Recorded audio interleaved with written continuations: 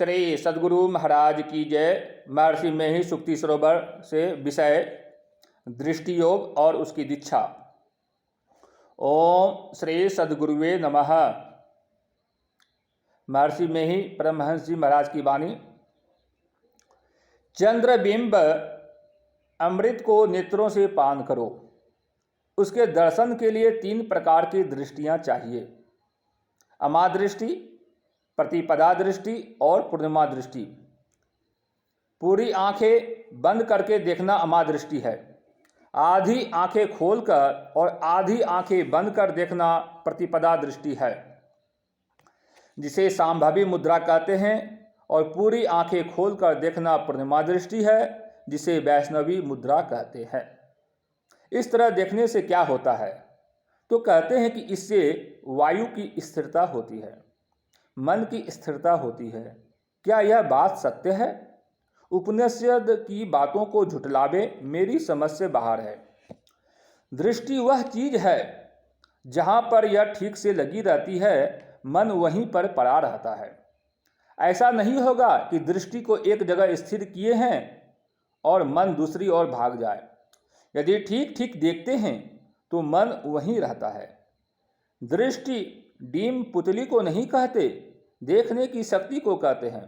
दृष्टि स्थूल है या सूक्ष्म, दृष्टि को हाथ से आप नहीं पकड़ सकते। आप मेरी ओर देखते हैं और मैं आपकी ओर देखता हूं, तो दोनों की दृष्टि दोनों पर पड़ती है, किंतु उसे देख नहीं सकते। इस प्रकार दृष्टि सूक्ष्म है और मन भी सूक्ष्म है। सूक्ष्म को सूक्ष्म का सहारा मिलना अवश्य मानने योग्य है। इसलिए दृष्टि से मन को स्थिर होना पूर्ण संभव है। दृष्टि और मन दोनों सूक्ष्म है, इसलिए उपनिषद का यह वाक्य सत्य है, ऐसा विचार में जचता है। बाकी रही बात वायु स्थिरता की, तो आप देखिए, किसी गंभीर बात को आप सोचिए तो मन इधर उधर नहीं भागता। ऐसी अवस्था में श्वास प्रश्वास की गति भी धीमी पड़ती है। आप स्वयं आजमा कर देख सकते हैं। मन की चंचलता में श्वास तेज होता है और मन की स्थिरता में श्वास की गति धीमी होती है। याद रहे कि मैं प्राण और प्राणवायु दोनों को एक ही नहीं मानता। योगीवर श्री भूपेंद्र नाथ सान्याल जी ने कहा था, जैसे दूध में घी रहता है, उसी तरह वायु में प्राण रहता है। प्राणवायु वह है जो वायु प्राण से संबंधित हो। उपनिषद में जो बताया गया है कि दृष्टि साधन से मन और वायु दोनों की स्थिरता होती है, बिल्कुल ठीक है। और जो कहा गया है कि भवसागर से पार हो जाओगे, वह भी ठीक है। यदि कहा जाए कि मन और वायु की स्थिरता में ईश्वर की प्राप्ति कैसे होगी, तो देखिए, मन के सिमटाव से ऊर्ध्वगति होती है। ऊर्ध्वगति से माइक तल का छेदन होता है। माया के तल से ऊपर जाने पर निर्माइक परमात्मा का दर्शन होता है। पहले दूध मक्खन साथ साथ रहते हैं। जहां दूध रहता है, मक्खन भी वहीं रहता है। फेफड़े में संकोचन विकासन की क्रिया होती रहती है, किंतु बाहर की वायु से नहीं, जीवनी शक्ति से। जीवनी शक्ति प्राण है। प्राण परमात्मा से उत्पन्न होता है और वायु आकाश से उपजती है। हाँ, हम जो बाहर से वायु खींचते हैं, वह प्राण से संबंधित हो जाती है, इसलिए उसको प्राणवायु कहते हैं। यदि सांभवी मुद्रा से अभ्यास करे तो मन स्थिर हो जाता है। मन स्थिर हो जाता है तो प्राण भी स्थिर हो जाता है। दृष्टि का ऐसा प्रयोग है जिससे मन स्थिर हो जाता है। स्थिरता में सिमटाव होता है। सिमटाव से माइक आवरणों का छेदन होता है। माइक आवरणों के छेदन होने पर उधर परमात्मा ही बाकी रहते हैं, उसे परमात्मा का साक्षात्कार होता है। कुछ लोगों का कहना है कि आज्ञा चक्र से नीचे 5 चक्र है, इनमें से पहले नहीं गुजरकर आकाश में ही कैसे उड़ने लगेंगे? तो मैं कहूँगा कि दोनों आँखों से दृष्टि की धार निकलती है। बिजली के गिरने से यदि कोई उसे देख लेता है तो उसकी दृष्टि धार निकलते ही उसका शरीर भी छूट जाता है। दृष्टि शरीर का प्राण है।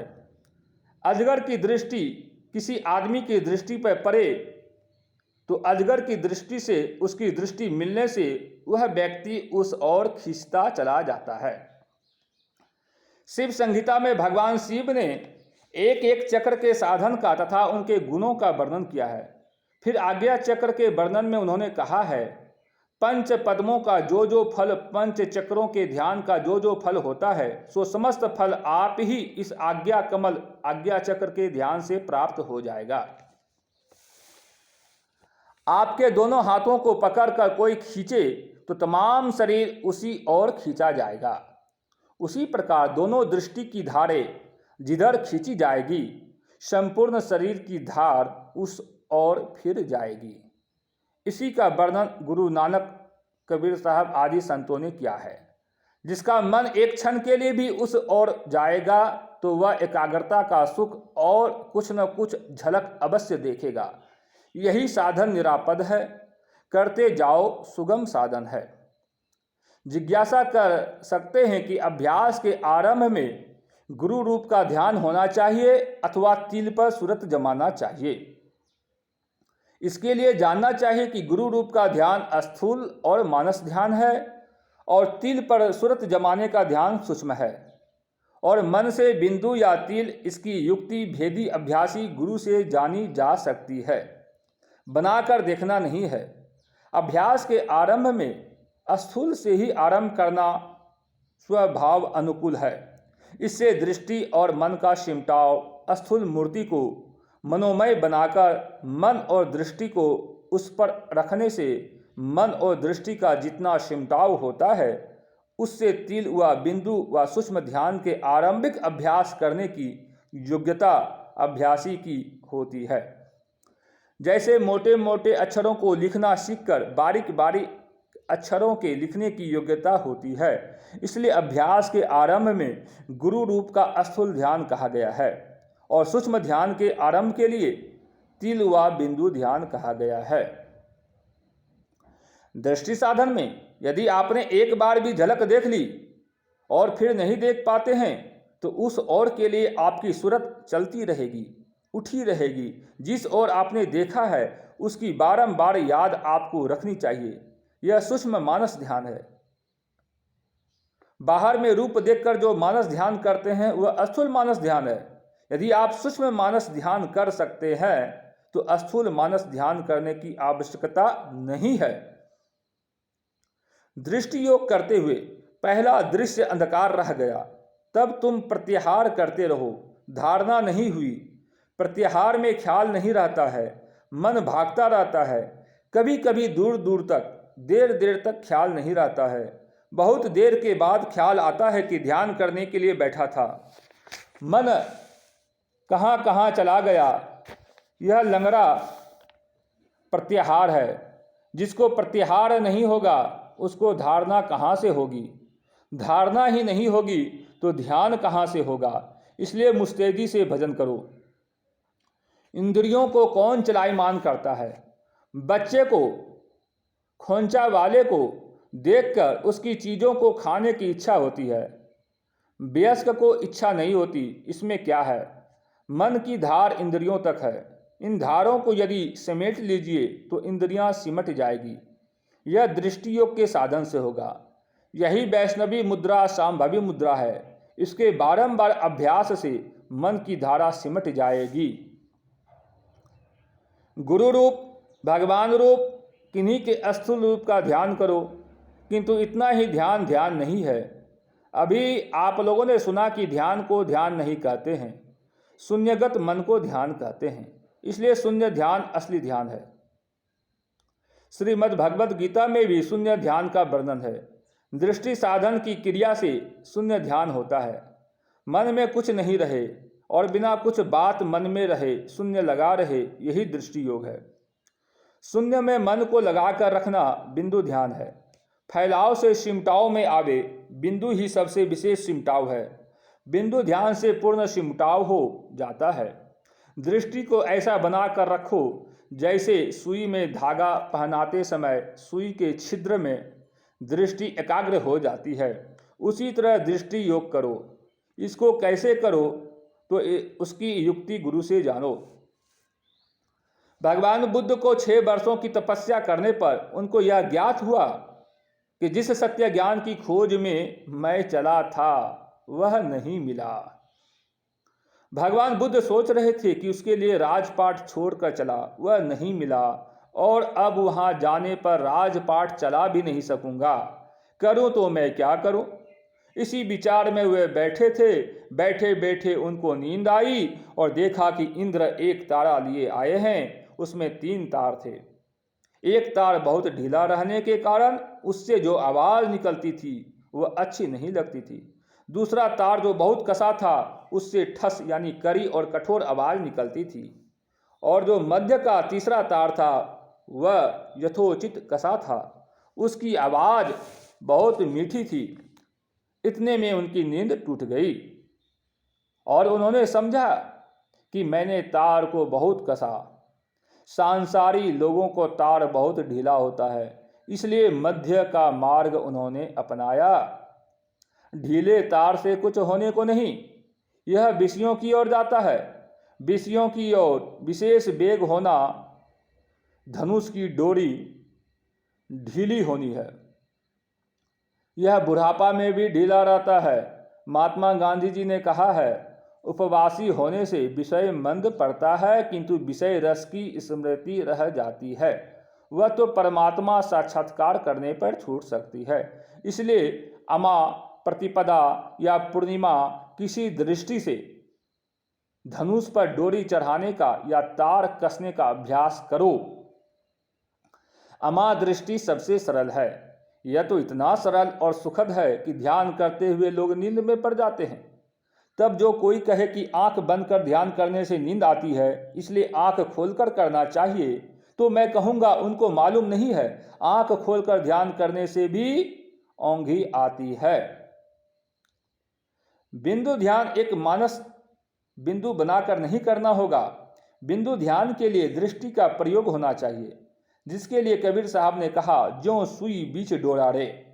दृष्टि की धार जहाँ स्थिर होगी वहीं बिंदु उदय हो जाएगा। यह ज्योतिर्मय शालिग्राम है। अपने को नयनाकाश के तल पर दृष्टि के प्रयोग से स्थिर करना होगा। दृष्टि के साथ साथ इंद्रियों की सभी धारें मिलीजुली है। जैसे दोनों हाथों से किसी चीज को पकड़ने से समूचे शरीर का बल उस ओर फिर जाता है, उसी तरह दोनों दृष्टियां जहां दृढ़तापूर्वक स्थिर होकर रहेगी, समूचे शरीर की चेतन धारा उधर उलटकर और सिमट जाएगी। मिसमेराइजर लोग दृष्टि का प्रभाव डालकर काम करते हैं। अजगर सांप दृष्टि से दृष्टि लगाकर ही खींचता है। बिजली गिरती देखने से शरीर की चेतन शक्ति खिंच जाती है और वह मर जाता है। इसलिए दृष्टि का साधन अच्छी तरह होना चाहिए। एक बिंदुता के लिए वैष्णवी मुद्रा या संभावी मुद्रा या दृष्टि योग या दृष्टि साधन की क्रिया चाहिए। इससे मन की एक बिंदुता होती है। यह साधन बहिर्मुख नहीं होकर अंतर्मुख होना चाहिए। इसके लिए अमा दृष्टि से साधन चाहिए। अमा दृष्टि में रहने से दृष्टि अंदर में सिमटी रहती है। बाहर का दृश्य एकदम छोड़ दो, अंदर में देखो। सिमटी हुई निगाह से देखो, फैली निगाह से नहीं। अंदर देखो यानी आंख अंदर करके देखो। बाहर का ख्याल छोड़ो। बाहरी दृश्य जितना भी देखा है सबको छोड़ दो। आंख बंद कर देखने से सबको अंधकार मालूम होता है। उस अंधकार में अपने को रख दृष्टि को समेटकर इस भांति देखो जैसे तीर या बंदूक का निशाना करते समय देखा जाता है। अच्छा निशाना करने वाला केवल निशाना ही देखता है। अंदर में कथित भांति से ठीक ठीक देखने पर मन और दृष्टि एक जगह हो जाएगी। यह कैसे होगा? किसी गुरु से जान लीजिए। दृष्टि साधन करने के लिए डीम और पुतलियों पर जोर लगाने की आवश्यकता नहीं। डीम पुतलियों पर जोर लगाने को यदि कहा भी जाए तो ऐसा मत कीजिए। डीम और पुतलियों पर बिना जोर लगाए जो दृष्टि योग किया जाता है वह हठयोग नहीं, राजयोग है। दृष्टि योग में आत्मबल होने का आरंभ होता है। मानस ध्यान में देखा हुआ रूप लेते हैं, लेकिन दृष्टि योग में कुछ लेते नहीं हैं, केवल देखने के ढंग से देखा जाता है। धर्मदास जी ने कहा है, सुखमनि सेज बिछाओ गगन में, नित उठी करो निहोर। गगन में ठहराव करते हैं, इसी को दूसरी तरह से कहा है, गंगा यमुना के वार पार बीच भरतु है अमीय करार। संत गुलाल साहब। इंगला पिंगला के मिलन स्थान पर स्थिर अमृत है। दृष्टि योग में निशाना अपना है, अपने अंदर है, अपने उस पर लगे हैं। यह आत्मरत होने का आरंभ है। प्रभु ईसा मसीह का वचन है, शरीर का दीपक आंख है। तेरी आंख एक हो तो तेरा सारा शरीर उजियाला होगा। दृष्टि योग में एक बिंदुता होती है। मन में कुछ बनाने की जरूरत नहीं। गुरु संकेत के अनुसार ध्यान करो। स्थूलता से सूक्ष्मता में प्रवेश करोगे।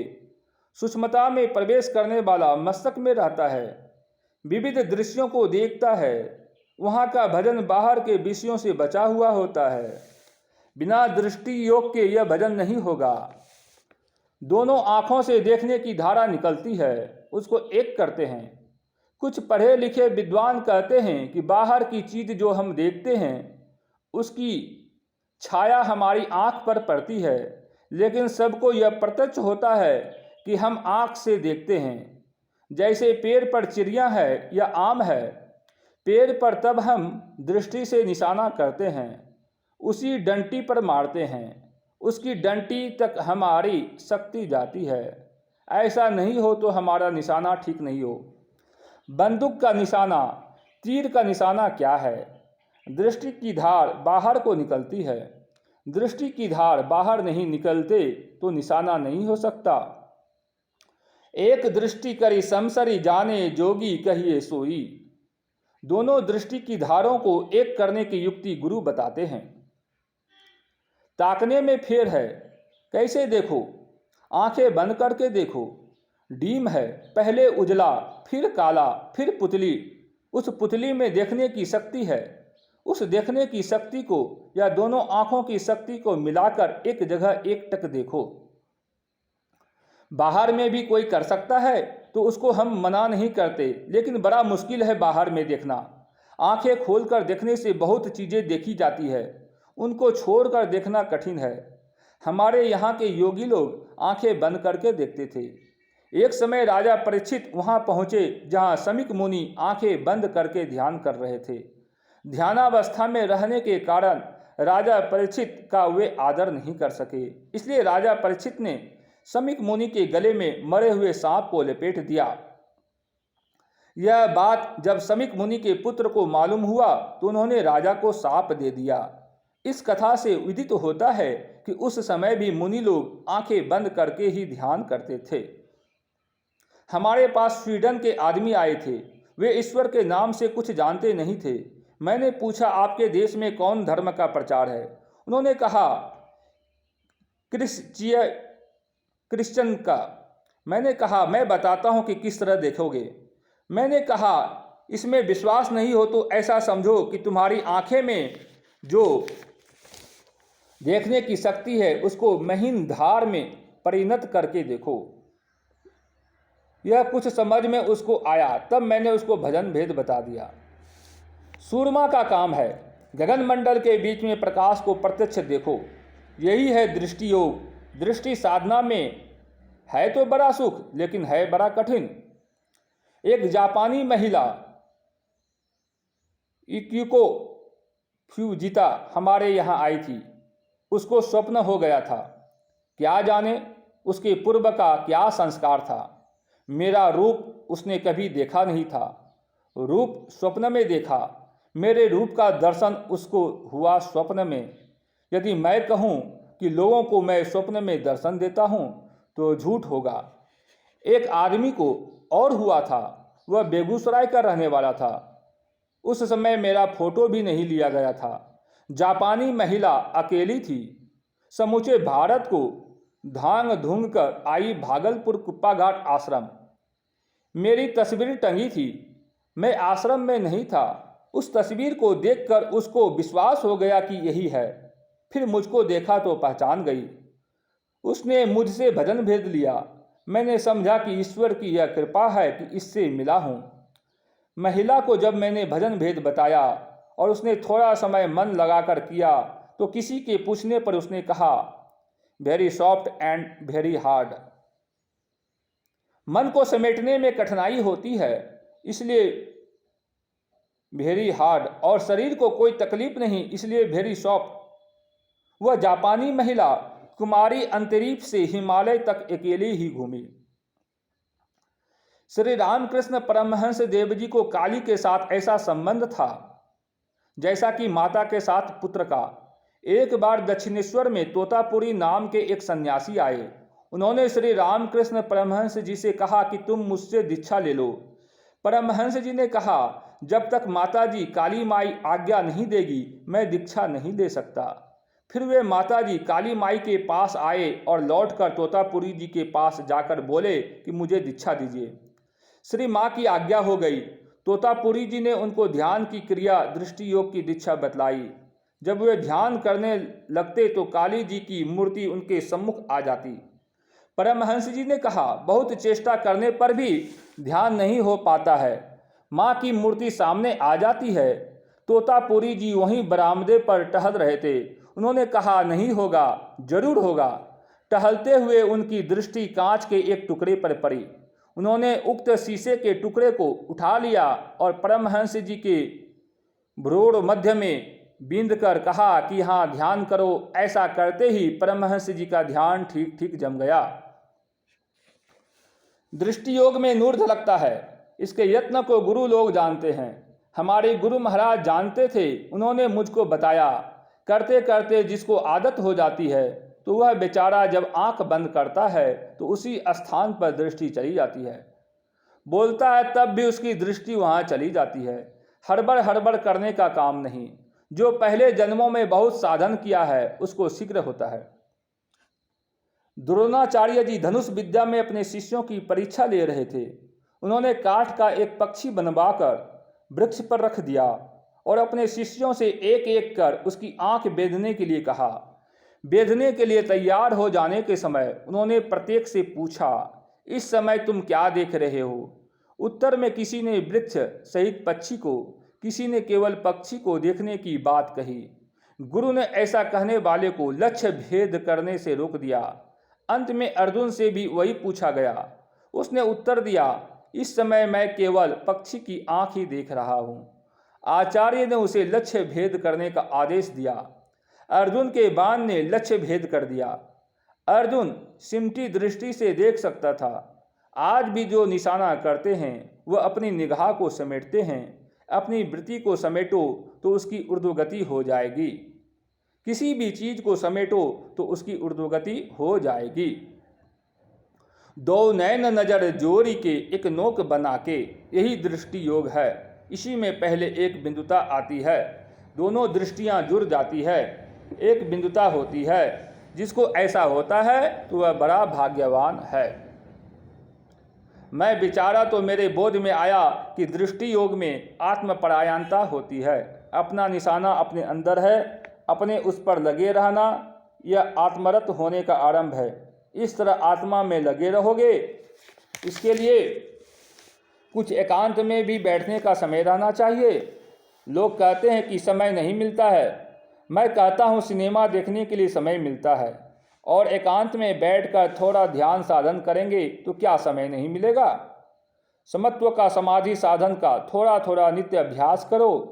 जितने बड़े लोग हुए हैं सब ने किया है। संसार का भी काम होगा और संसार से छूटने का मोक्ष का भी काम बनेगा। अध ऊर्ध्व अरु दाएं बाएं पिच्छू पांचों त्याग, हष्ट बीचों बीच एक निशान दृष्टि सुलाग। श्री सद्गुरु महाराज की जय।